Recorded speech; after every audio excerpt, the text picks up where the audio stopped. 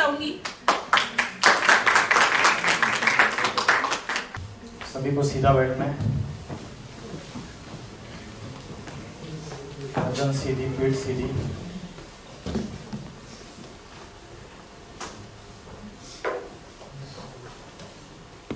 भ्रुकुटी के बीच में, in the middle of the forehead, यहाँ पे सभी को कंसंट्रेट करना है, मन को एकाग्र करना है।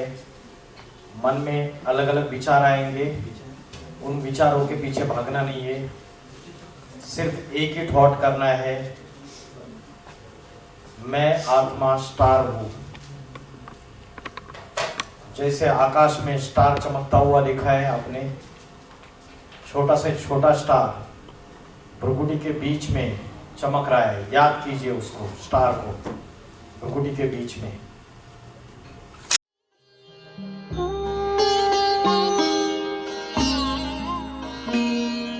ज्योति बिंदु परमात्मा से है मेरी आत्मा, अब चल कर ले मिलन। परमानंद का अनुभव कर, ओ परमानंद का अनुभव कर, तू धन्य बना जीवन। ज्योति बिंदु परमात्मा से है मेरी आत्मा, अब चल कर ले मिलन। अब चल कर ले मिलन, अब चल। Om Shanti. The meaning of Om Shanti is I am the peaceful soul. मैं आत्मा शांत स्वरूप हूँ। तो आज का सेमिनार का टॉपिक है साइंस वर्सेस साइलेंस।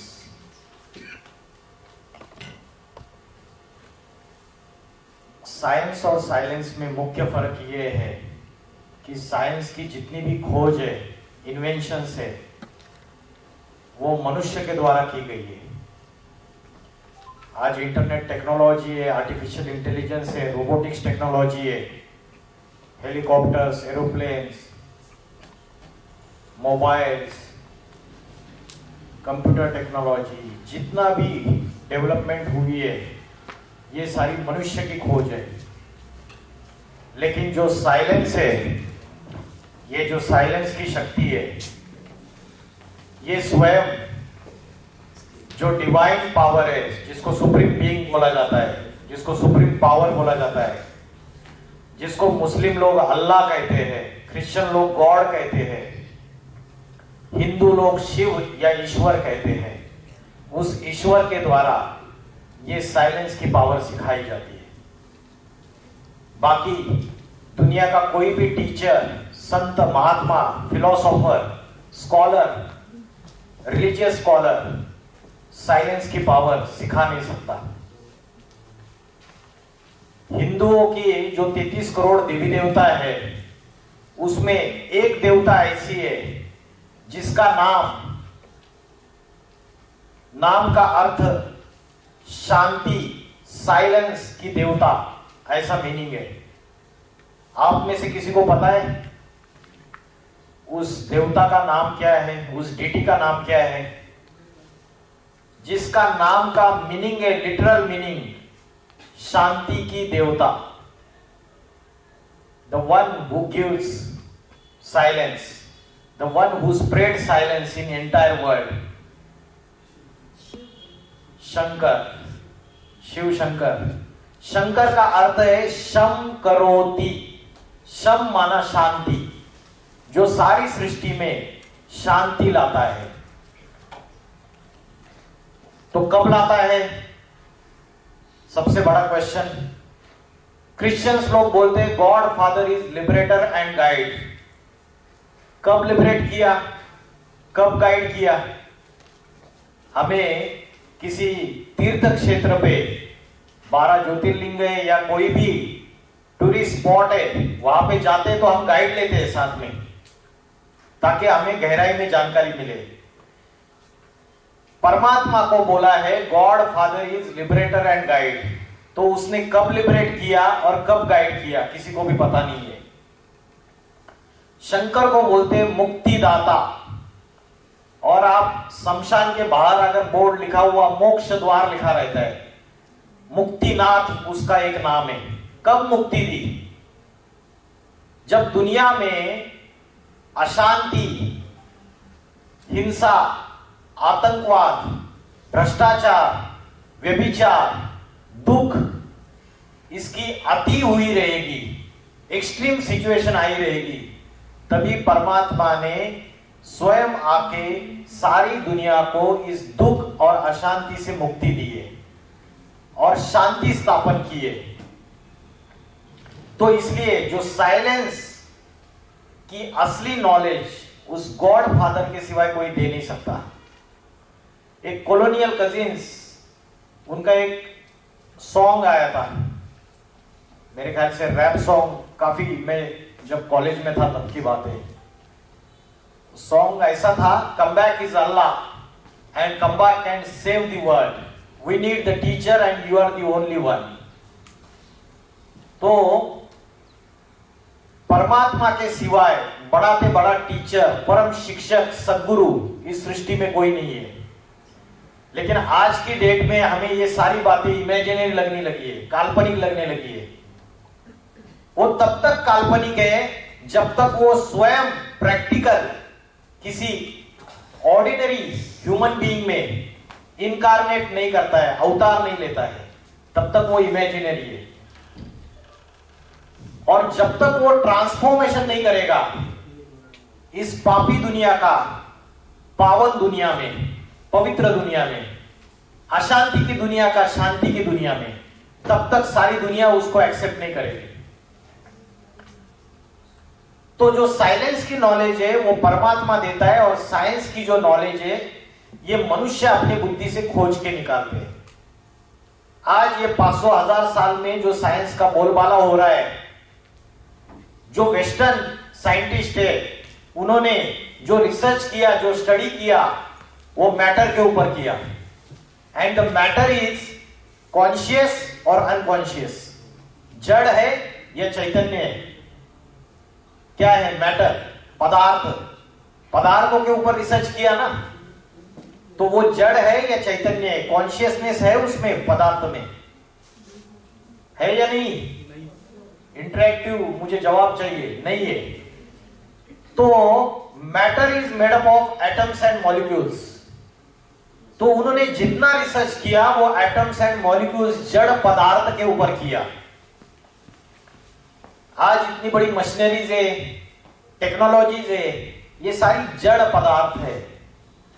लेकिन भारत के ऋषि मुनियों ने हजारों साल से, 2-3 हजार साल से जो रिसर्च किया वो आत्मा और परमात्मा के ऊपर किया। तो साइंस जो है क्या शांति की तरफ लेके जाता है? फाइनली जो उसका फाइनल रिजल्ट रहेगा, क्या वो शांति है? 100%। मुझे बताइए कि एटम बॉम्ब कब बना? Atom bomb, who is the father of atom bomb? पता है किसी को? हॉलीवुड में मूवी आई है 2-3 महीने पहले, ओपेनहाइमर, रॉबर्ट ओपेनहाइमर। 1945 में फर्स्ट एटम बॉम्ब इन्वेंट हुआ। आज 80 साल के बाद छोटे से छोटी कंट्री के पास ये एटॉमिक वेपन्स और न्यूक्लियर वेपन्स है। क्या ये हमारी घर की सजावट के लिए, डेकोरेशन के लिए, या हमारे घर के विनाश के लिए? बताइए। आज नॉर्थ कोरिया जैसा छोटा सा देश, चुट्टू सा, पाकिस्तान जैसा छोटा सा देश इस न्यूक्लियर पावर इस एटॉमिक वेपन्स के जोर पे सबको धमकियां देता रहता है, बाकी कुछ नहीं है उनके पास। तो ये जो साइंस ने जो इन्वेंशन किया, ये मनुष्य के विनाश का कारण बन गया। We are on the verge of destruction.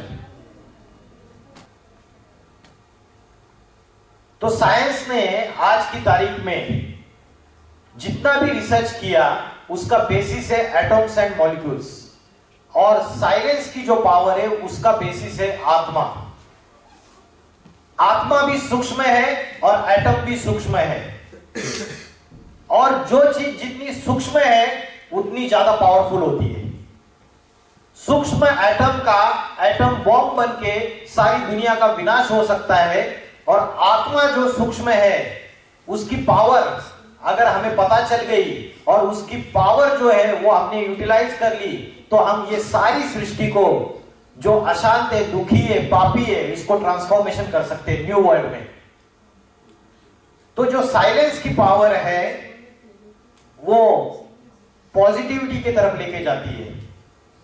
आज साइंस ने जो अलग अलग साधन निकाले, वीडियो कॉलिंग से अमेरिका में बच्चा बैठा हुआ है और मां बच्चे को नजदीक फील करती है, उसकी आवाज भी नजदीक से फील कर सकती है। सैटेलाइट के थ्रू भी हम कई दूर की चीजों को पास देख सकते हैं, उसका अनुभव कर सकते हैं।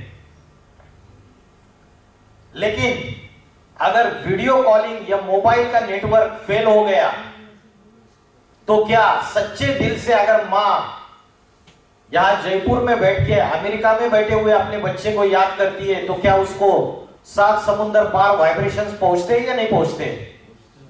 उसको टचिंग होती है कि मां ने मुझे याद किया, हिचकी लग जाती है। कभी कभी हम किसी को याद करते हैं और अचानक उसी का फोन आ जाता है, कई बार होता है। ये सारा वाइब्रेशन का कमाल है। जहां सच्चा दिल, सच्ची मोहब्बत रहती है, वहां बराबर वेवलेंथ्स ट्रांसफर होते हैं। तो आत्मा की जो शक्ति है, मन की एकाग्रता की जो शक्ति है, उसको बोलते हैं मनोबल, उसको बोलते हैं आत्मबल, उसको बोलते हैं विल पावर। आज वो सब हमारे अंदर कम हो गई है या बढ़ गई है? कम हो गई है। बड़े बड़े साइंटिस्ट, फिलोसोफर्स, इंजीनियर्स, डॉक्टर्स, वकील, आईएएस ऑफिसर्स, न्यूज में हम सुनते हैं कि सुसाइड कर लिया। क्यों? अरे उन्होंने तो साइंस की पढ़ाई पढ़ी है, तो इंजीनियर से, इंटेलेक्चुअल से, सोसाइटी के, सुसाइड क्यों कर लिया? आत्महत्या, आत्मा की नॉलेज नहीं होने की वजह से सुसाइड कर लिया। आत्मबल कमजोर होने की वजह से, विल पावर कमजोर होने की वजह से सुसाइड कर लिया। आज की डेट में छोटे बच्चे से लेकर बूढ़े तक, मैं छोटे बच्चे को भी इंक्लूड कर रहा हूं, tension, depression, stress, anxiety, insomnia सभी के शिकार है। छोटे बच्चे से लेकर बूढ़े तक किसी का भी मन एकाग्र नहीं है। तो साइलेंस की जो पावर है उसको हम भूल चुके हैं। आज कोई भी स्कूल, कॉलेज, यूनिवर्सिटी अध्यात्म की पढ़ाई नहीं पढ़ाती है, मन को एकाग्र करने की पढ़ाई नहीं पढ़ाती है, आत्मबल बढ़ाने की पढ़ाई नहीं पढ़ाती है। जैसे कोई वृक्ष को पानी डालना है तो पानी कहां डालना चाहिए? जड़ों में। हम कहां पानी डाल रहे हैं? हम टहनियों में, हम पत्तों में, तने में पानी डाल रहे हैं। तो मूर्ख है हम। अरे मन और आत्मा ये बीज है, 24 घंटे में एक भी घंटा उसके लिए नहीं दे रहे। जो सेल्फ है, सेल्फ जैसे गाड़ी का सेल्फ होता है ना, स्टार्ट, ऑटोमेटिक स्टार्टर, जो सेल्फ स्टडी है, स्वाध्याय, श्रीमद् भगवत गीता में बोला है, स्व मना आत्मा, अध्याय मना आत्मा का अध्ययन। तो आत्मा के लिए, आत्मिक चिंतन के लिए, और ये जो विल पावर बढ़ाने के लिए, मन को एकाग्र करने के लिए 24 घंटे में एक भी घंटा नहीं देते हम। जिम जाएंगे, ब्यूटी पार्लर जाएंगे, शरीर अच्छा दिखना चाहिए, अच्छा खाना चाहिए, अच्छे कपड़े पहनने चाहिए। शरीर के जितने भी रिक्वायरमेंट्स है वो सारे फुलफिल करने के पीछे लगे रहते हैं। रात को सोते हैं तो शरीर को आराम देते हैं, लेकिन मन बुद्धि रूपी आत्मा भटकती रहती है। अनेक अनेक प्रकार के सपने आते हैं, जिनको कभी देखा नहीं है जीवन में, वो लोग भी याद आते रहते हैं। तो ये मन बुद्धि रूपी आत्मा ये डिस्टर्ब है पूरी तरीके से। और मोटर गाड़ी का ड्राइवर अगर ड्रंकर्ड है, दारू पिया हुआ है, तो गाड़ी गड्ढे में जाएगी ना। तो ये ड्राइवर है आत्मा और ये शरीर है गाड़ी। तो इस बीज को पानी डालना है तो सारे वृक्ष को पानी मिलेगा। हम वृक्ष को पानी डाल रहे हैं, तनों को, तने को, टहनियों को, पत्तों को, और फाइनली इतना सब कुछ करने के बाद क्या हम 100% सुखी और शांति का अनुभव करते हैं? पीस एंड हैप्पीनेस का करते हैं? साइंस के सारे साधन इकट्ठा कर लेते हैं, सब कुछ, एयर कंडीशनर, लग्जरियस कार, सारे साधन इकट्ठा कर लेते हैं। मित्र, संबंधी, रिश्तेदार सबको इकट्ठा कर लेते हैं, उनके पीछे भागते हैं। उसके बावजूद क्या हमें 100% सुख और शांति का अनुभव होता है, या हम और ही दुखी हो जाते हैं? मोमेंट्री हैप्पीनेस रहता है, क्षण भंगुर सुख मिलता है हमको, कलयुग का नियम है। तो उसका मूल कारण है कि हम अपनी असली आइडेंटिटी को, साइलेंस की पावर को भूल गए। आज ये जो साइंस के जो गैजेट्स, इलेक्ट्रॉनिक गैजेट्स तैयार किए हुए हैं, इसमें 90% यूथ जनरेशन एडिक्टेड है। सिर्फ यूथ जनरेशन नहीं है, बड़े भी एडिक्टेड है सारे के सारे। और इतने ज्यादा एडिक्टेड है कि उसकी वजह से हम अपनी साइलेंस की पावर, वाइब्रेशन की पावर, इस सब चीजों को भूलते जा रहे हैं पूरी तरीके से। ऐसी भी कोई शक्ति होती है? अच्छा मुझे बताइए कि जो मन के जो संकल्प है वो ज्यादा पावरफुल है या वाचा ज्यादा पावरफुल है? Speech, which is more powerful? मन के संकल्प जो थॉट्स है, they are more powerful than the speech. So speech is silver and thoughts in the mind is the gold. अभी एक जापानीज साइंटिस्ट है मोसोरू इमोटो, उसने एक एक्सपेरिमेंट किया। 2 ग्लासेस में पानी लिया, दोनों को अलग अलग कमरे में रखा, सेम वाटर, और एक ग्लास के सामने उन्होंने पॉजिटिव वर्डिंग्स बोले, अच्छे अच्छे लविंग मैसेजेस पास किए, और दूसरे ग्लास के सामने जाके उन्होंने कर्सिंग किया, अब्यूजिव वर्ड्स बोले, निगेटिव वर्ड्स बोले। दोनों को बाद में फ्रिज में रखा गया और बाद में माइक्रोस्कोप के नीचे उसका ऑब्जर्वेशन लिया गया। पता चला कि the glass to which loving messages and positive messages were passed, the molecular structure of the water, they are symmetrical, it is symmetrical.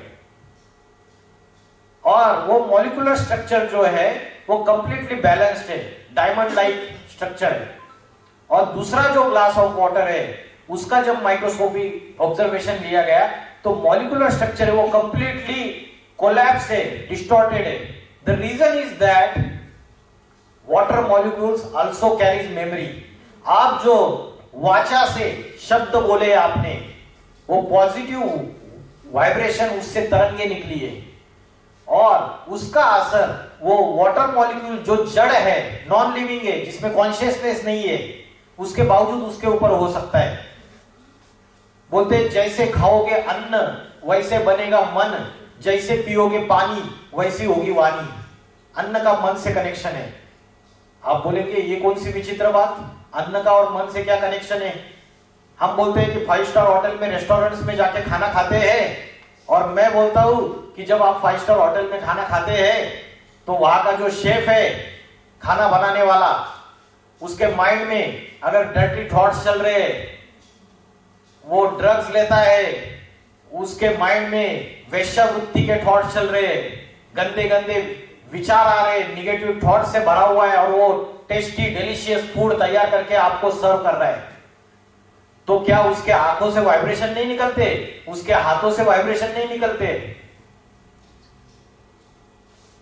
तो उसके जो वाइब्रेशन से उसका असर आपके मन के ऊपर भी होता है।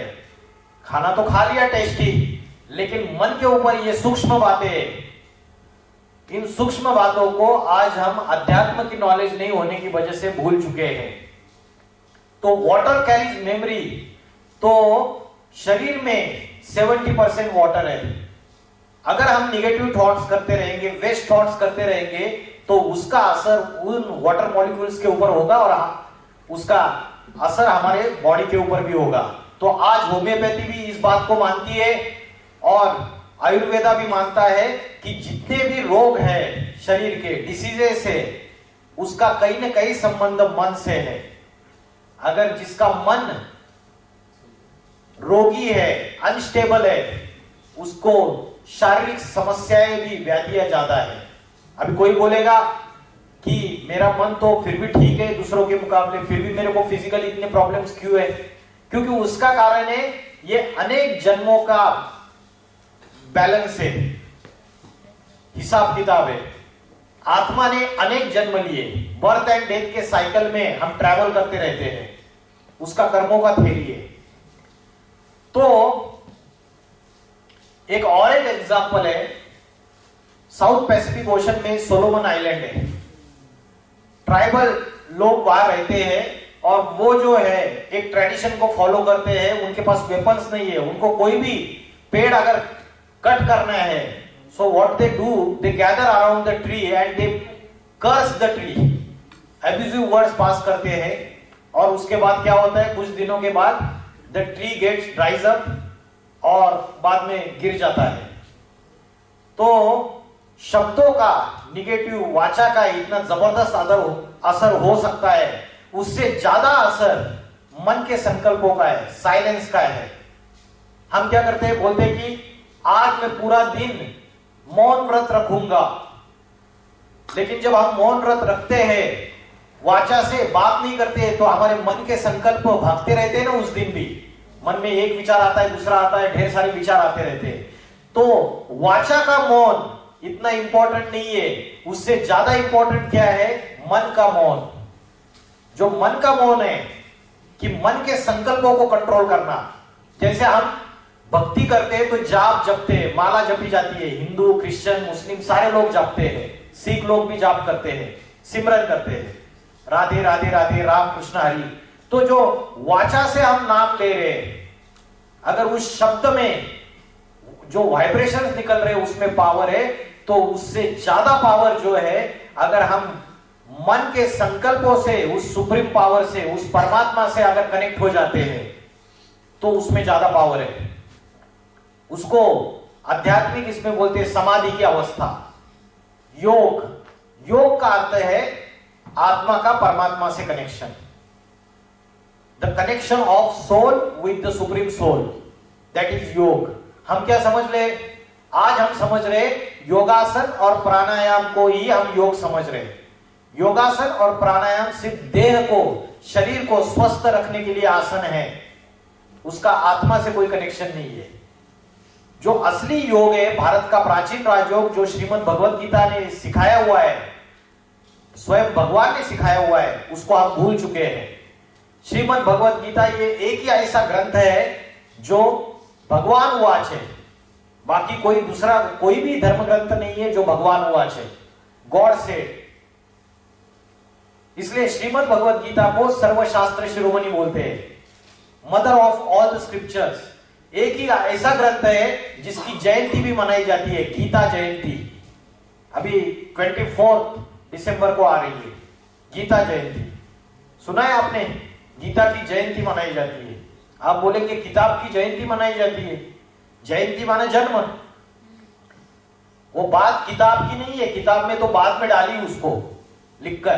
परमात्मा आके उसने जो महिमा गाई, ज्ञान, जो गीत गाया, वो गीता है, उसकी महिमा है और उसकी जयंती मनाई जाती है, जब स्वयं परमात्मा अवतरित हुए इस सृष्टि पे।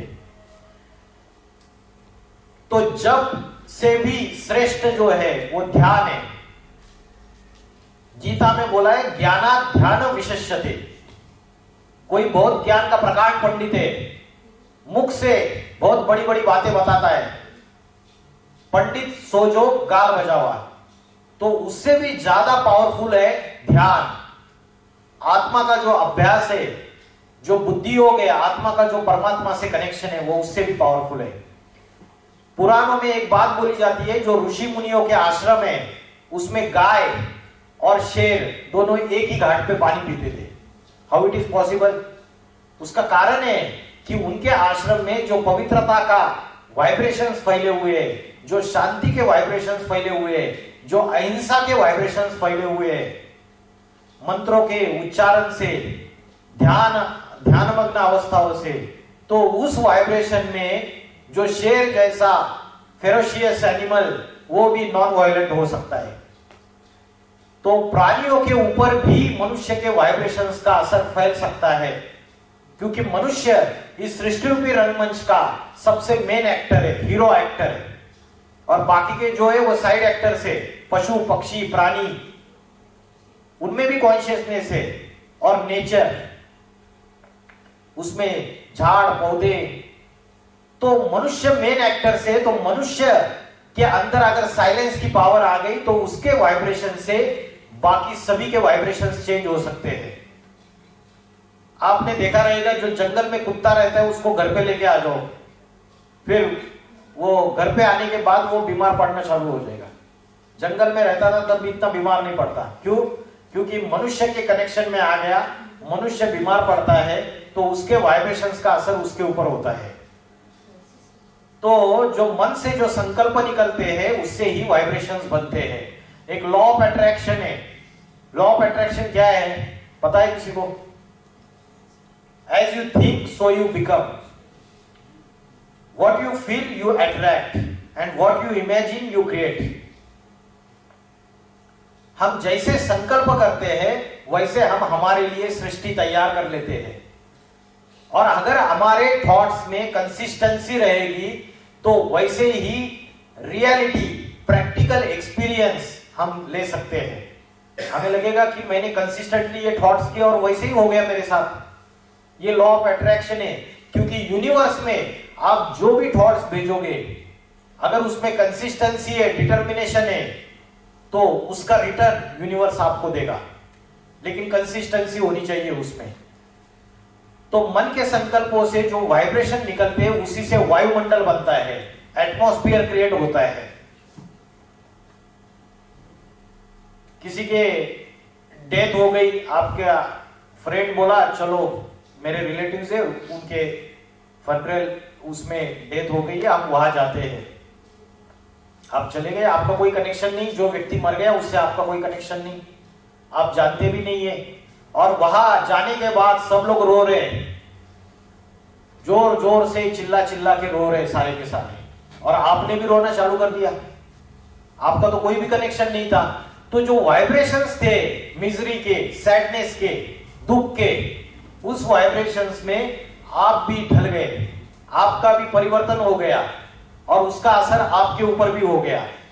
तो संकल्पों से सृष्टि, अगर आपके जो वाइब्रेशंस है, सवेरे घर से आप निकले और आपके चेहरे पे चमक है, बहुत प्रसन्नता है, खुशी है, आप जितने लोगों को मिलते हो वही वाइब्रेशंस आप स्प्रेड करते हो, और टेंशन वाला व्यक्ति भी आपको देख के थोड़ा सा चेंज हो जाता है, और आपके दुखी वाइब्रेशंस आपके सराउंडिंग वालों को भी दुखी कर देते हैं। निकोला टेस्ला नाम का फेमस साइंटिस्ट है, उन्होंने एक बात बोली है कि silence power help science power. मतलब इन साइंटिस्ट लोगों ने जितने भी इन्वेंशंस किए उसके लिए वो खुद उन्होंने साइलेंस पावर का हेल्प लिया। वो खुद एकांत में चले गए, उन्होंने खुद माइंड को कॉन्सेंट्रेट कर लिया, सॉलिट्यूड में चले गए, और उसके बाद ही वो बड़ी बड़ी इन्वेंशंस को दुनिया के सामने ला पाए। तो निकोला टेस्ला बोलते हैं all the scientist have gone into depth of silence in order to invent something. ये बड़े बड़े जो अल्बर्ट आइंस्टाइन है, निकोला टेस्ला है, उसके बाद रॉबर्ट ओपेनहाइमर है, ये सभी श्रीमद् भगवत गीता के अभ्यासक थे। श्रीमद् भगवत गीता किसी कोई धर्म ग्रंथ नहीं है, ये एक स्पिरिचुअल बुक है। ये सभी धर्मों के फिलोसोफर्स ने, स्कॉलर्स ने ये बात को एक्सेप्ट किया है। इसमें व्यक्तिगत समस्याओं का हल है, सामाजिक समस्याओं का हल है और राजनीतिक समस्याओं का भी हल है। आप में से कोई पढ़ता है कभी श्रीमद् भगवत गीता को? पढ़ा है? सर ने पढ़ा है। तो सनातन धर्म का ये धर्म ग्रंथ है, लेकिन आज हम अपने धर्म ग्रंथों को भूल चुके हैं। हम सनातन धर्म किसने स्थापन किया, कब स्थापन किया, उसको भूल चुके हैं। तो निकोला टेस्ला ने बोला कि जन्म से ही मनुष्य को भगवान एक चीज देता है, एक गिफ्ट देता है। वो गिफ्ट क्या है? भगवान सभी को जन्म से एक गिफ्ट देता है। ये निकोला टेस्ला ने बोला है ये बात।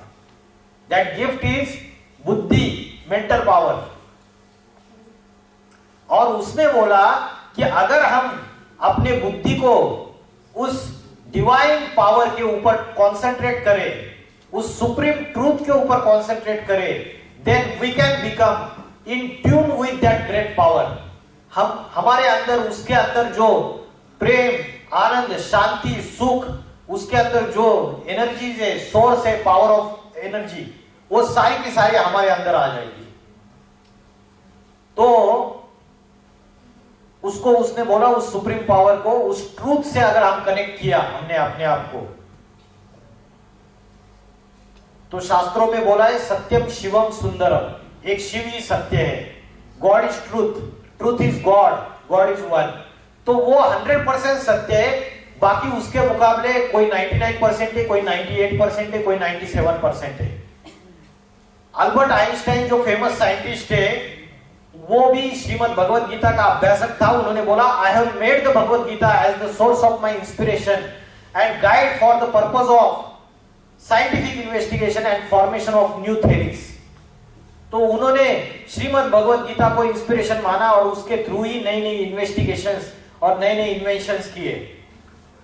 एक टेलीपैथी होती है। टेलीपैथी क्या होती है पता है आपको? दूर से बात करना, जैसे वायरलेस होता है। टेलीपैथी ये ऐसा साइंस है जो साइलेंस की पावर से पॉसिबल है, मन की एकाग्रता से पॉसिबल है। It is the transmission of the thoughts from one mind to another mind. जैसे मां का एग्जांपल दिया, बच्चा अमेरिका में बैठा है और मां यहां से उसको याद करती है और उसको टचिंग हो जाती है। तो ये टेलीपैथी है। जितनी आपकी आत्मा की शुद्धता रहेगी, मन की शुद्धता रहेगी, प्यूरिटी रहेगी। आज आपने गीत क्या सुना शुरुआत में सेशन के? क्या बोला गीत में? पवित्र मन रखो, पवित्र तन रखो, पवित्रता मनुष्यता की शान है। जो मन, वचन, कर्म से पवित्र है, वो चरित्रवाणी ही यह महान है। तो जो सेलिबसी होती है, वो सेलिबसी का मीनिंग होता है माइंड, स्पीच और एक्शन, इन तीनों की प्यूरिटी। इसको बोलते हैं सेलिबसी। असली अर्थ सिर्फ सन्यासी के वस्त्र पहनने से सेलिबसी नहीं होती है। कोई शरीर से पवित्र रह रहा है और उसकी मन बुद्धि विषय विकारों में भटक रही है। मन बुद्धि में वही विषय वासना और लस्ट, इन्हीं चीजों का याद आ रहा है, तो उसको पवित्र कहेंगे, ब्रह्मचर्य कहेंगे? नहीं, वो तो ढोंगी है, फिर पाखंडी है। तो जो मन की पवित्रता है, वो अगर है, निगेटिव थॉट्स का जो कचरा है, वेस्ट थॉट का जो कचरा है, उसकी रोज हम अगर क्लींसिंग करते हैं, माइंड का डिटॉक्सिफिकेशन, आत्मा का डिटॉक्सिफिकेशन अगर करते हैं, तो ये टेलीपैथी का साइंस काम आएगा। दूर बैठे हुए व्यक्ति का भी माइंड हम परिवर्तित कर सकते हैं, उसमें पॉजिटिव थॉट्स ला सकते हैं, उसके दुखी मन को हम शांत बना सकते हैं, सुख में परिवर्तित कर सकते हैं। तो आज ये पावर हम भूल चुके हैं। उसके बाद और एक टेक्निक है टेलकिनेसिस। सुना है आपने? क्या है टेलकिनेसिस? किसी चीज को बिना टच किए मतलब मूव करना, बिना टच किए, without any physical touch, move the objects, moving the objects by using the mental power. Vibration की पावर, मन के कॉन्सेंट्रेशन की पावर है तो ही कर सकते हैं। भारत में जो संत महात्मा है वो सिद्धि और रिद्धि सिद्धि वाले, और वो दिखाते बिना टच किए ऑब्जेक्ट्स को मूव कर देते। आपके पुट्टुपुर्ति साईं बाबा और भी कई संत महात्माओं की कई चीजें लोग बोलते हैं। तो ये सारा पॉसिबल है मन की शक्ति से, साइलेंस की शक्ति से। और साइलेंस की शक्ति का नॉलेज स्वयं परमात्मा देते हैं, जिसके लिए श्रीमद् भगवद गीता में बोला है राज विद्या राज गुह्यम पवित्रम इद उत्तमम प्रत्यक्षावगमम धर्म्यम। प्रत्यक्षावगमम धर्म्यम का अर्थ है साक्षात ईश्वर के द्वारा ये ज्ञान दिया जाता है ना, साक्षात ईश्वर के द्वारा प्रैक्टिकली। जैसे टीचर प्रोफेसर क्लास में आते और बच्चों को पढ़ाते। अगर प्रोफेसर बोले मैं अपने घर में बैठूंगी और बच्चों आप अपने घर में बैठो, मैं इंस्पिरेशन से अपनी प्रेरणा से आपको पढ़ा दूंगी, तो that is not possible, practical नहीं है। वैसे परमात्मा ये कोई आइडियल इमेजिनरी थिंग नहीं है। वो परमात्मा जब सृष्टि पे इनकारनेट करता है, हिंदू लोग इनकारनेशन की थ्योरी को एक्सेप्ट करते हैं, अवतार, उसका जब प्रैक्टिकल अवतार होता है तो वो प्रैक्टिकली टीचर बन के सदगुरु बन के आता है और स्वयं आके राजयोग की शिक्षा, साइलेंस की पावर, उसकी नॉलेज देता है। गीता में अर्जुन को भगवान ने जो नॉलेज दिया है वो सेल्फ रियलाइजेशन के टेक्निक्स बताए। उसको ये नहीं बताया कि बाण कैसे चलाने हैं और तलवार कैसे चलानी है, शस्त्र अस्त्र यूज करने की नॉलेज नहीं दी, आत्मा की नॉलेज दी। अर्जुन धनुर्धारी था, महारथी था। अर्जुन प्रश्न पूछता है भगवान को कि मेरा मन जो है वो बार बार भटकता है, मेरा मन बड़ा चंचल है, इस चंचल मन को मैं कैसे एकाग्र करूं? अर्जुन का क्वेश्चन है ये। जो धनुर्धारी है उसके अंदर तो कंसंट्रेशन की पावर होती है, लेकिन अर्जुन ये क्वेश्चन पूछ रहा है। ये हम सभी नंबरवार अर्जुन है। अर्जुन का अर्थ है ज्ञान का अर्जन करने वाला। और ज्ञान भी कौन सा ज्ञान? बिजनेस मैनेजमेंट का ज्ञान, वकील बनने का ज्ञान, इंजीनियरिंग का ज्ञान, मेडिकल का ज्ञान नहीं। श्रीमद् भगवद गीता में बोला है नहीं ज्ञानेन सदृशम पवित्रम यह विद्यते। इस आध्यात्मिक ज्ञान के सिवाय इस दुनिया में कोई भी वस्तु पवित्र नहीं है। आध्यात्मिक ज्ञान जो स्वयं परमात्मा के सिखाते हैं। अध्यात्म का अर्थ है अधिमाना अंदर, आत्मा के अंदर की नॉलेज, जिसको हम बोलते हैं स्पिरिचुअलिज्म, स्पिरिचुअल नॉलेज। तो अध्यात्म जो है वो आत्मा के अंदर की नॉलेज है, वो स्वयं परमात्मा आके सिखाते हैं। आज हम उस नॉलेज को भूलने की वजह से हम दुखी अशांत हैं। साइंस ने बहुत इन्वेंशंस किए, लेकिन एक पहेली का जवाब साइंस ढूंढ नहीं पाई। वो पहेली है हु एम आई, मैं कौन हूं। आपको मैंने क्वेश्चन पूछा आप कौन है, क्या जवाब देंगे आप? बिना सोचे जवाब दीजिए, नेचुरल। मनुष्य। इन्होंने जवाब दिया मैं इंजीनियर हूं, इन्होंने जवाब दिया मैं वकील हूं, इन्होंने जवाब दिया मैं मुस्लिम हूं, इन्होंने जवाब दिया मैं हिंदू हूं, इन्होंने जवाब दिया मैं राजपूत हूं, उन्होंने जवाब दिया मैं बंगाली हूं। फिर किसी ने बोला कि मैं लड़की हूं, किसी ने बोला मैं लड़का हूं। किसी ने अपने जेंडर के आधार से अपनी आइडेंटिटी डिस्क्लोज की, किसी ने अपनी क्वालिफिकेशन, किसी ने अपनी नेशनलिटी, किसी ने अपनी रिलीजन, किसी ने अपना भाषा, अलग अलग तरीके से अपनी आइडेंटिटी। लेकिन हमारी जो असली और परमानेंट आइडेंटिटी है वो जन्म से पहले भी रहेगी और मृत्यु के बाद भी रहेगी। वो हमारी असली आइडेंटिटी क्या है? आत्मा। I am a soul.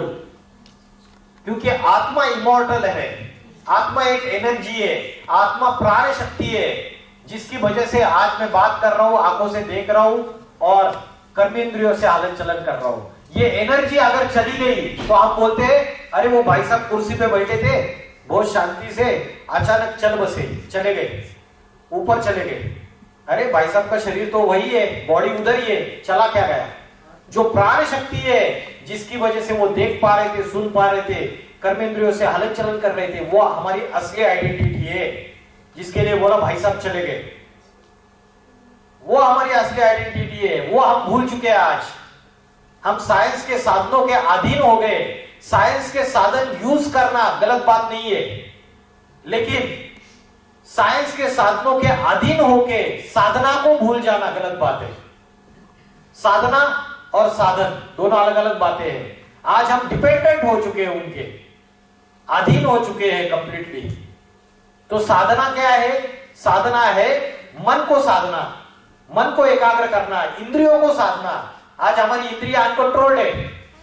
5 ज्ञानेंद्रिया, sense organs, 5 कर्मेंद्रिया, और इस 5 ज्ञानेंद्रियों और 5 कर्मेंद्रियों से ये जो शरीर बना है, इस शरीर का कंट्रोलर कौन है? इस शरीर का मालिक कौन है? वो है आत्मा। आत्मा राजा है और ये इंद्रिया प्रजा है। आत्मा का जो राजा का हुक्म है, आज हमारी इंद्रिया एक्सेप्ट कर रही है क्या? मान रही है क्या? बताइए, राजा का जो हुक्म है वो हमारी इंद्रिया मान रही है क्या? आज अभी मैं पेट भर के खाना खा के आया और सर ने आते ही मुझे रसगुल्ला बोला, सर रसगुल्ला ले लीजिए। अभी मुझे रसगुल्ला बहुत पसंद है, मेरे मन में संकल्प आया, अरे बढ़िया बढ़िया रसगुल्ला, और मेरी जिब्बिया ललचायमान हो गई। बुद्धि ने डिसीजन लिया मत खा, इनडाइजेशन हो जाएगा, पेट भर के खाना खा के आया। लेकिन इंद्रिया, जिब्बिया जो है वो ललचायमान हो गई।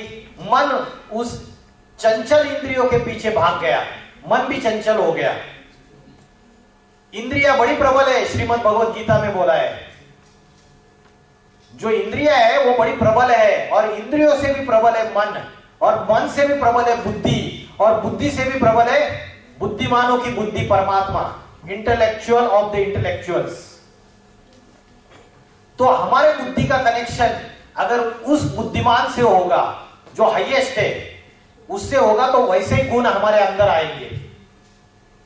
अगर हमने चोर या डकैत का संग किया, कंपनी की, तो हमारे अंदर चोरी और डकैती के संस्कार आ जाते हैं। और अगर हमने एकदम हाईएस्ट ईश्वर का संग किया, तो वैसे ही संस्कार हमारे अंदर आ जाएंगे। तो जो आत्मा की नॉलेज है, वो आत्मा की नॉलेज हम भूल चुके हैं और साइंस के साधनों में फंस चुके हैं। तो आत्मा का ध्यान कैसे करना है जिससे हमें रियल पीस एंड हैप्पीनेस मिले? उसके लिए आत्मा का ध्यान करने के लिए आत्मा इस शरीर में कहां रहती है पता होना चाहिए। पता है आत्मा कहां रहती है? इन्होंने बताया भ्रुकुटी के बीच में, यहां पे। क्या प्रूफ है आपके पास इसका? यहां पे आत्मा रहती है, इसका क्या प्रूफ है? श्रीमद् भगवद गीता में बोला है, भ्रूर मध्य प्राण आवेश सम्यका, भ्रुकुटी के मध्य में प्राण शक्ति स्थित है। इसीलिए किसी को शूट कर दिया, यहां पे एक गोली मार दी है, यहां पे मारी, 1 सेकंड में खेल खलास। अगर शूट यहां पे किया, पेट में, छाती में, यहां पे, वहां पे, तो तड़पता रहेगा, आधा 1 घंटा हॉस्पिटल में लेके जाओ। लेकिन यहां पे 1 सेकंड में खेल खलास, क्योंकि आत्मा का रहने का स्थान है।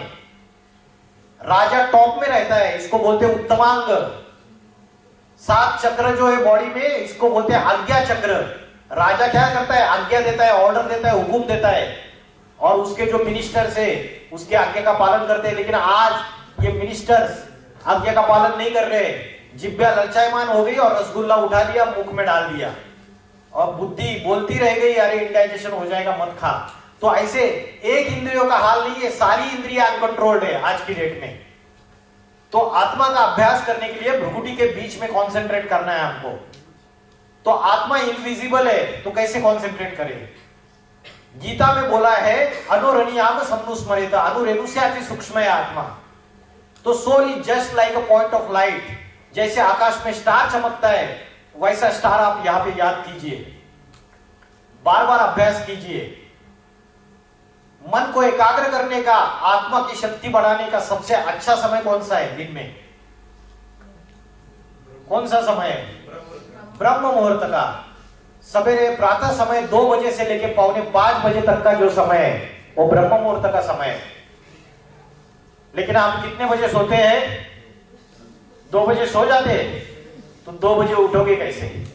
सवेरे 4 बजे उठ जाइए, रात को 9:30 10 बजे तक सो जाइए। सवेरे 4 बजे उठ जाइए, और उस समय बोलते हैं कि वायुमंडल जो है वो पवित्र रहता है, शुद्ध रहता है। और साइंस मानता है कि उस समय कॉस्मिक एनर्जी सबसे ज्यादा रहती है। उस समय आप आत्मा का ध्यान करने का, मन को एकाग्र करने का अभ्यास कीजिए लगातार 90 डेज, निरंतर, एक दिन भी गैप नहीं होना चाहिए, आधा घंटा, उसके बाद सोना नहीं है। फिर जो मन में निगेटिव थॉट्स आते रहते हैं रोज के रोज, उसके लिए आपको क्या करना है, रोज एक स्पिरिचुअल क्लास, सत्संग, कोई अच्छा स्पिरिचुअल क्लास जिससे माइंड में पॉजिटिव थॉट्स आएंगे। और दिन में भी अलार्म क्लॉक लगा के हर 1 घंटे के बाद 5 मिनट आप जहां बैठे, क्लासरूम में बैठे, मैं आत्मा स्टार हूं, यहां पे कॉन्सेंट्रेट कीजिए। आंखें खुली रख के अभ्यास कीजिए। श्रीमद् भगवद गीता में बोला है संप्रेक्ष, मतलब आंखें खुली रख के आत्मा का ध्यान करना चाहिए। आप बोलेंगे how it is possible? Shiv Shankar Bholenath के जितने भी चित्र और मूर्तियां दिखाई है उसमें ध्यानमग्न अवस्था में, जिसको बोला गया आदि योगी, योगेश्वर, योगीराज, उनकी आंखें बंद रहती है या आंखें आधी खुली रहती है? अर्धोन्मिलित नेत्र रहते, आंखें आधी खुली है आधी बंद है। तो आंखें खुली रख के अगर आप मन को एकाग्र करने का अभ्यास करेंगे तो उसे बोला है कर्म योग। और आंखें बंद रख के अभ्यास करोगे तो वो क्या हो गया, हठ योग। हठ योग करेंगे, क्लासरूम में बैठे आंखें बंद करके, तो टीचर बोलेगी सो रहा है। तो आंखें खुली रख के आप अभ्यास कर सकते हो मन को एकाग्र करने का, और वो निरंतर काम में आएगा। आत्मा यहां रहती है, उसका और एक प्रूफ है। क्या प्रूफ है?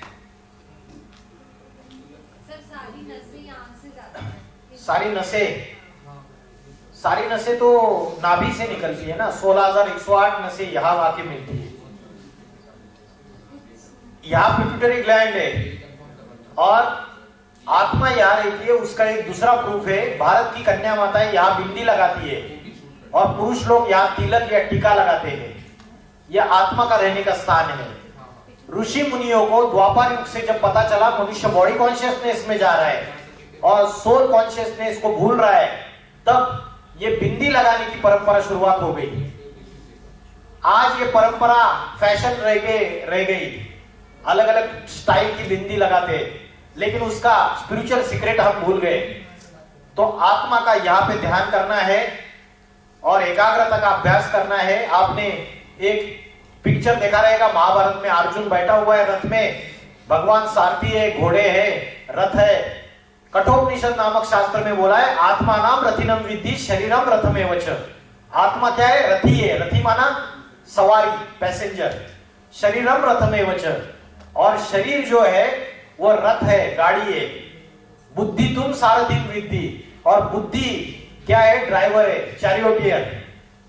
उसको सारथी अगर अच्छा रहेगा तो रथ को बराबर गाइड करेगा।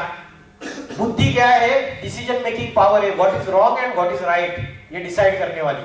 उसके लिए बोलते हैं सत्सद विवेक बुद्धि। बोलती है तेरी बुद्धि क्या, अकल क्या घास खाने के लिए गई थी तब? क्यों? क्योंकि बुद्धि जब रॉन्ग डिसीजन लेती है तब नुकसान हो जाता है। उसके बाद बोला है आत्मा नाम रथिनम विद्धि शरीरम रथमेव च, बुद्धि तुम सारथिम विद्धि मन प्रग्रहमेव च। मन क्या है? लगाम है। इंद्रियानी हयानाऊ, इंद्रिया घोड़े हैं। ये घोड़े कैसे भाग रहे? क्योंकि मन रूपी लगाम ढीला पड़ चुका है, कोई कंट्रोल नहीं है। ये घोड़े भागते, मन उसके पीछे भागता है, और बुद्धि की डिसीजन तो कोई काम की नहीं है। तो बुद्धि को पावरफुल बनाने के लिए बुद्धि में कौन सा ज्ञान होना चाहिए? अध्यात्म ज्ञान, स्पिरिचुअल नॉलेज, जिससे mental health, spiritual health improve हो जाएगी। आज फिजिकल हेल्थ के ऊपर हम कॉन्सेंट्रेट कर रहे हैं, बॉडी का चिंतन कर रहे हैं, लेकिन जब आप आत्मा का चिंतन करेंगे तो सच्ची सुख, शांति, आनंद, पवित्रता, ये जो आत्मा के ओरिजिनल क्वालिटीज है, कैरेक्टरिस्टिक्स है, वो फिर से वापस आएंगे। ठीक है? तो मन के हारे हार और मन के जीते जीत। लाइफ में जो अलग अलग सर्कमस्टांसेस आते हैं, छोटी बड़ी, उसमें मन से अगर कमजोर है तो हम हार जाते हैं, छोटी छोटी प्रॉब्लम्स को भी सॉल्व नहीं कर पाते। श्रीमद् भगवद गीता में बोला है मन जीते सो जगत जीत, इंद्रिया जीते सो जगत जीत, काम जीते सो जगत जीत। अभी मुझे बताइए ये मन बुद्धि की बैटरी डिस्चार्ज क्यों हुई? उसका रीजन क्या है? क्यों हुआ ऐसा? क्योंकि आत्मा अनेक शरीर बदलती है और आत्मा ने अनेक जन्म लिए। अनेक जन्म लेते लेते आत्मा ने इंद्रियों से भोग भोगे और उसकी वजह से आत्मा की शक्ति क्षीण हो गई। और एक रीजन है, हमारे मन बुद्धि को 5 विकारों ने ग्रस लिया है। कौन से 5 विकार है बताइए? मन और बुद्धि को 5 विकारों ने ग्रसित कर लिया है। कौन से 5 विकार है? किसी को भी नहीं पता है। There are 5 vices who entangle our mind and intellect. आत्मा को पूरी तरीके से कवर करके रखा हुआ है। काम, क्रोध, लोभ, लालच, लोभ माना लालच, मोह, अटैचमेंट, अहंकार, egoism. These are the 5 vices. इसमें काम मुखिया है। काम का अर्थ क्या है? काम का अर्थ क्या है? काम का अर्थ क्या है मैडम? हाँ जी, यहां पे मेरे तरफ देखिए, काम का अर्थ क्या है? हाँ जी बताइए। काम का अर्थ है कामना। कामना का अर्थ है इच्छा, डिजायर। और इच्छाओं में सबसे स्ट्रॉन्गेस्ट इच्छा कौन सी है? सबसे पावरफुल डिजायर कौन सी है? जिसकी वजह से क्रोध, लोभ, मोह, अहंकार ये चारों विकार जन्म लेते हैं, वो है क्या? पैसा, बंगला, गाड़ी, पैसा। सबसे स्ट्रॉन्गेस्ट डिजायर है लस्ट, विषय वासना। काम, काम सूत्र है ना, शब्द। पढ़ते नहीं हो क्या? कुछ रीडिंग नहीं करते हो? पढ़ो जरा। सिर्फ मैनेजमेंट की नॉलेज नहीं, सब कुछ, बहुत सारी नॉलेज है दुनिया में। Bharat is the treasure of spiritualism. खजाना है पूरा का पूरा अध्यात्म का। तो जो 5 विकार है उनका मुखिया है काम विकार। इस मुखिया को अगर कंट्रोल कर लिया तो बाकी के उसके चारों बाल बच्चे कंट्रोल में आ जाएंगे। गीता में बोला है, आ गए कंट्रोल में? क्या बोला? गीता में बोला है कामानि जायते क्रोधा। काम से क्रोध जन्म लेता है। अगर हमारी डिजायर फुलफिल नहीं हुई तो उससे एंगर आता है। क्रोधानी भवति सम्मोहा। क्रोध से मोह, अटैचमेंट आती है। सम्मोहात बुद्धिनाशा। बुद्धिनाशात प्रणश्यन्ति। फिर प्राणों का नाश हो जाता है। तो ये 5 विकारों ने मन बुद्धि रूपी आत्मा को ग्रसित कर लिया है। उसकी वजह से आज हमारी मेंटल पावर जो है कमजोर है, विल पावर कमजोर है।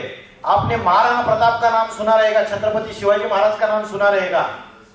इनके अंदर ऐसी जबरदस्त विल पावर थी। छत्रपति शिवाजी महाराज छोटे से जागीरदार के बेटे, आदिल शाह के यहां नौकरी करते थे उनके पिताजी शाहजी महाराज। लेकिन एक ही जन्म में छोटे से जागीरदार से हिंदवी स्वराज्य के सम्राट बन गए। महाराणा प्रताप, अकबर ने सारे राजपूत राजाओं को झुकाया, लेकिन महाराणा प्रताप जंगल में रहे, घास की रोटियां खानी पड़ी, लेकिन अपने मान मर्तबे को झुकने नहीं दिया अकबर के सामने। ये विल पावर, कॉन्फिडेंस, ये इनके अंदर कहां से आया? बड़े बड़े राजाओं में।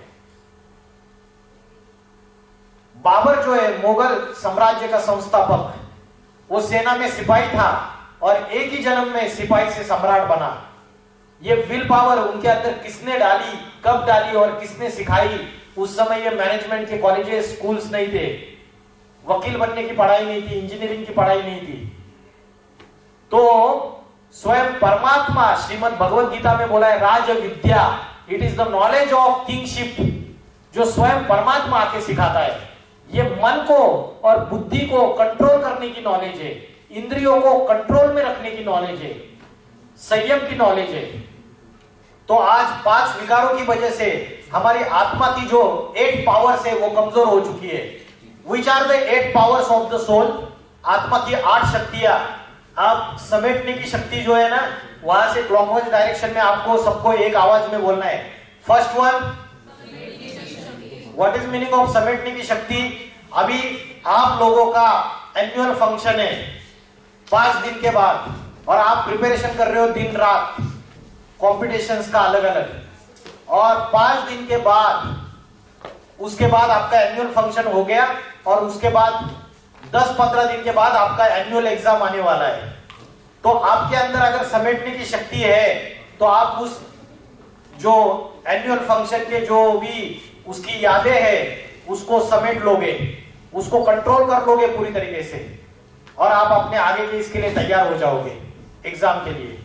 सेकंड वन क्या है? Power of tolerance. Third one, जो सागर होता है वो नदी नाले सबका किचड़ा अपने अंदर समा लेता है। वैसे पावर टू एडजस्ट, हम अलग अलग लोगों के साथ में रहते हैं, उनकी अवगुण, उनके अंदर जो भी खामियां है उसको एडजस्ट करना आना चाहिए। उसके बाद नेक्स्ट पावर टू डिस्क्रिमिनेट, उसके बाद निर्णय करने की शक्ति, उसके बाद सामना करने की शक्ति, पावर टू फेस, सहयोग करने की शक्ति। ये मैनेजमेंट के लिए बहुत इंपॉर्टेंट है। जब आप वर्क फील्ड में जाओगे, अलग अलग ऑर्गेनाइजेशंस में, कंपनीज में, कॉर्पोरेट सेक्टर में, ये 8 शक्तियां आपको वहां भी काम में आएगी। सहयोग करने की शक्ति, टीम वर्क किया तो आपका जो भी है वर्क कल्चर जो है वो सक्सेसफुल, उसका फायदा करोगे आप, बेनिफिट करोगे। और लास्ट वन इज विस्तार को संकीर्ण करने की शक्ति। जैसे कछुआ होता है, वो क्या करता है, जरूरत नहीं है तब अपनी इंद्रियों को समेट लेता है। वैसे जो योगी पुरुष होता है, जो साधु होता है, वो अपने इंद्रियों को संयमित में रखता है।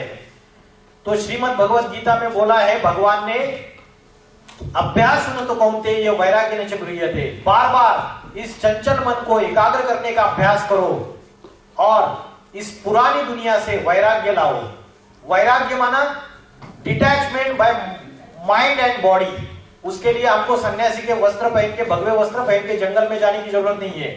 इसी दुनिया में, गृहस्थी में, फैमिली के साथ, सोसाइटी में रहते हुए अगर हम अपने अंदर साइलेंस की पावर धारण करते हैं, अध्यात्म की पावर धारण करते हैं, तो हम वो वाइब्रेशन दूसरों को भी फैला सकते हैं। आज अगर मैं नौकरी धंधा, मैं जो भी काम कर रहा हूं वो छोड़ देता तो मेरे अध्यात्म को लोग मानेंगे? नहीं मानेंगे। कमल पुष्प समान जीवन होना चाहिए। कीचड़ में रहते हुए वो कीचड़ की एक बूंद भी उसके पंखुड़ियों को स्पर्श नहीं करती है। वैसे ये दुनिया विषय विकारों का कीचड़ है, निगेटिविटी फैली हुई है सारे नेगेटिव वाइब्रेशन से। इसके अंदर रहते हुए हमको मन और बुद्धि से डिटैच रहने का अभ्यास करना है। तो आत्मा की जो शक्ति है, आत्मा का 1 सेकंड के लिए भी ध्यान करने से हम बड़े से बड़े डिजास्टर से भी हमारी रक्षा हो सकती है। गीता में बोला है, स्वल्पम अप्यस्य धर्मस्य त्रायतो महतो भयात्। आत्मा का 1 सेकंड के लिए भी ध्यान रहने से बड़े से बड़े आपत्ति से रक्षा हो सकती है, बड़े से बड़े डिजास्टर से रक्षा हो सकती है। तो आज बड़े बड़े वर्ल्ड पीस कॉन्फ्रेंस किए जा रहे हैं, शांति सम्मेलन किए जा रहे हैं शांति स्थापन करने के लिए। लेकिन क्या शांति स्थापन हो रही है? तो शांति स्थापन करने के लिए शांति की देवता शंकर स्वयं जब इस सृष्टि पे अवतरित होंगे तभी विश्व में शांति ला सकते हैं। और श्रीमद् भगवत गीता में बोला है, परमात्मा का इस सृष्टि पे जो अवतरित होने का समय है वो कौन सा है? क्या समय बताया है गीता में? कलयुग का अंतिम समय, यदा यदा ही धर्मस्य ग्लानिर्भवति भारत। जब धर्म की ग्लानि होती है, अधर्म का बोलबाला होता है, तब दुर्जनों का विनाश करने के लिए, सज्जनों की रक्षा करने के लिए मैं इस धरती पे अति साधारण मनुष्य शरीर में अवतरित होता हूं, in an ordinary human being. Muslim बोलते हैं कि अल्लाह ऊपर बैठा हुआ है और वही जन्नत लाता है, लेकिन हम अगर प्रैक्टिकल बॉडी में है तो परमात्मा भी प्रैक्टिकल आना चाहिए। क्रिश्चियन बोलते हैं हेवनली गॉड फादर, वो हेवन स्थापन करता है, न्यू वर्ल्ड लाता है। अभी भी बोल रहे हैं, अभी अगर आप सोशल मीडिया में देखेंगे तो बहुत सारे क्रिश्चियन रिलीजियस स्कॉलर्स हैं, वो ये बात को बोल रहे हैं कि बाइबल के अनुसार अभी का जो समय है वो मास डिस्ट्रक्शन का समय है और न्यू वर्ल्ड आने वाला है। जेहोवा, वो बोलते जेहोवा गॉड है, उसके द्वारा न्यू वर्ल्ड आने वाला है, क्राइस्ट इज कमिंग बैक, ऐसे बोलते वो। और मुस्लिम स्कॉलर्स बोल रहे हैं, अभी नेट पे देखिए आप, सोशल मीडिया में मुस्लिम स्कॉलर्स बोल रहे हैं कुरान के अनुसार ये कयामत का समय है। अरेबियन कंट्रीज में जो अभी इसराइल और पैलेस्टाइन के बीच में जो युद्ध शुरू हुई है, that will lead to the 3rd world war और फाइनली सारी सृष्टि का विनाश, जन्नत आएगी, ये कयामत का समय है। और हिंदू लोग क्या मानते हैं? कलयुग के अंतिम समय में क्या मानते हैं? शिव शंकर भोलेनाथ जब अपना तीसरा नेत्र खोलते हैं तो सारी दुनिया में प्रलय आता है। और बोलते जब प्रलय आता है, सारी दुनिया का विनाश हो जाता है और नई सृष्टि शुरुआत हो जाती है, तो एक मनु की नवैया, नाव, शिप बच जाता है। उस मनु अपनी नवैया में 108 बीजों को इकट्ठा कर लेता है और उनके द्वारा नई सृष्टि, नए वर्ल्ड का शुरुआत हो जाता है। तो ये स्टोरीज सारे धर्मों में ये सब एक जैसी टैली होती है। और बोलते हैं जब नया वर्ड आएगा, न्यू वर्ड, उसमें first man and first woman, Christians लोग बोलते एडम और ईव, मुस्लिम लोग बोलते आदम और हव्वा, जैन लोग बोलते आदिनाथ और आदिनाथिनी, और हिंदू लोग बोलते आदिदेव, आदिदेवी, आदि पुरुष, आदि स्त्री, शंकर और पार्वती। सबने नाम अलग अलग दे दिए, है वो एक ही पर्सनैलिटी। गेहूं को हम लोग गेहूं बोलते, महाराष्ट्र में गहू बोलते, कन्नड़ में अलग नाम से पुकारते, तेलुगु में अलग नाम से पुकारते, तो गेहूं चेंज हो जाता है क्या? आज ये सारे धर्म आपस में लड़ाई झगड़ा कर रहे हैं क्योंकि किसी को अध्यात्म की नॉलेज ही नहीं है, अपने ग्रंथ की गहराई पता नहीं है। कुरान की जो ओरिजिनल प्यूरिटी थी वो मुस्लिम लोग भूल गए, बाइबल की ओरिजिनल प्यूरिटी को क्रिश्चियन लोग भूल गए, और भगवत गीता की ओरिजिनल प्यूरिटी को हिंदू लोग भूल गए। भगवत गीता की आज हजारों इंटरप्रिटेशंस हुई, सबने अपनी अपनी इंटरप्रिटेशन डाल दी। रामानुजाचार्य ने श्रीमद् भगवत गीता की अपनी व्याख्या कर दी, माधवाचार्य ने अपनी व्याख्या कर दी, शंकराचार्य ने अपनी व्याख्या कर दी, उसके बाद लोकमान्य तिलक आए, उन्होंने अपनी व्याख्या कर दी, रविंद्रनाथ टैगोर ने अपनी व्याख्या कर दी, स्वामी प्रभुपादा ने अपनी व्याख्या कर दी। अभी माने तो किसकी माने? शंकराचार्य बोलते हैं आत्मा और परमात्मा दोनों एक ही है, अहम ब्रह्मास्मि शिवो हम, और माधवाचार्य बोलते हैं आत्मा अलग है, परमात्मा अलग है, सुप्रीम पावर अलग है, और soul is different, supreme soul is different. तो इसकी वजह से क्या हो गया, इस ढेर सारे श्रीमद् भगवत गीता के क्रिटिक्स होने की वजह से आज की डेट में गीता की असली नॉलेज हमें पता नहीं है, और जिसके कारण भारत का और सारी दुनिया का डिग्रेडेशन है। उसका मूल कारण यह है, सारी दुनिया का डिग्रेडेशन के पीछे से स्पिरिचुअल नॉलेज को यथार्थ रूप में न समझने के कारण। तो कलयुग का ये जो आपके सामने ये जो चित्र दिखाया रहा है, ये 4 युग है, ये स्वस्तिक 4 युगों का सिंबोलिज्म करता है, सतयुग, त्रेता युग, द्वापर युग और कलयुग। और कलयुग का जो लास्ट समय है, तो वो जो ऊपर वाला है सुप्रीम सोल गॉड, वो इनकारनेट करता है, जिसकी यादगार में हम महाशिवरात्रि का त्योहार मनाते हैं। बताइए इसका लिटरल मीनिंग महारात्रि, ये शब्द यूज क्यों किया?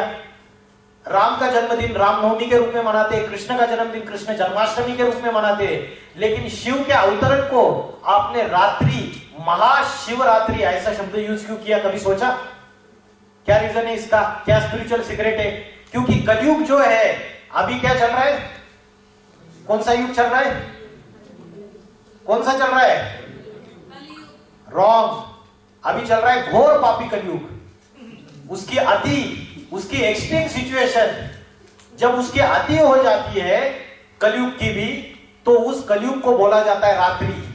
और रात्रि में क्या होता है? अंधकार होता है, डार्कनेस होती है। So now it is the darkness of ignorance. हमें ना आत्मा की नॉलेज है, ना परमात्मा की नॉलेज है, ना साइलेंस की पावर का पता है।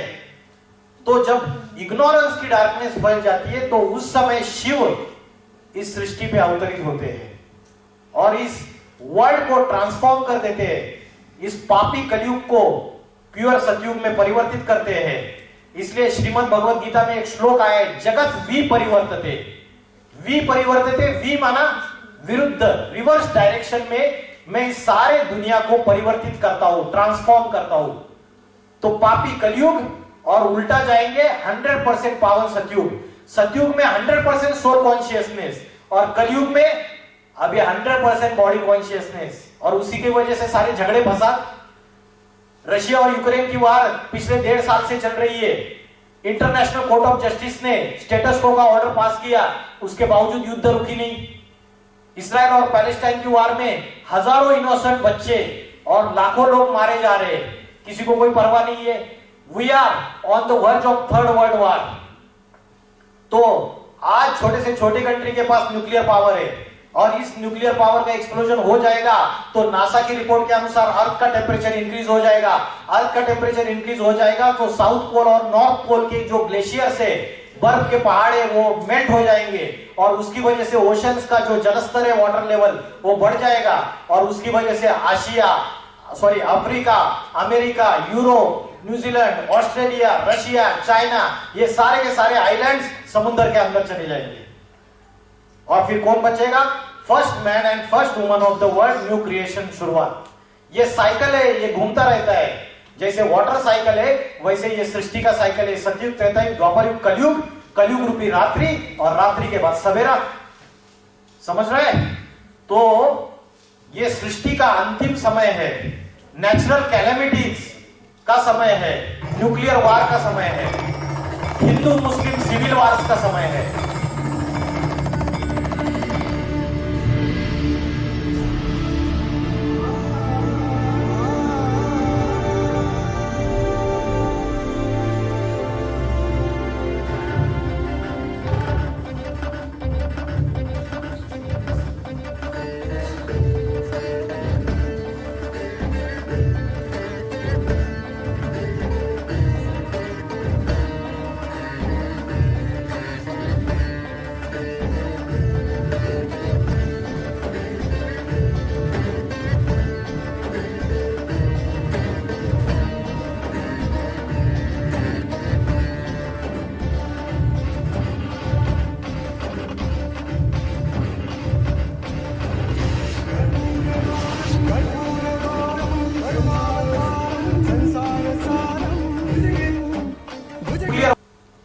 तो हिंदू मुस्लिम दुश्मनी बढ़ती चली जा रही है, खासकर भारत में।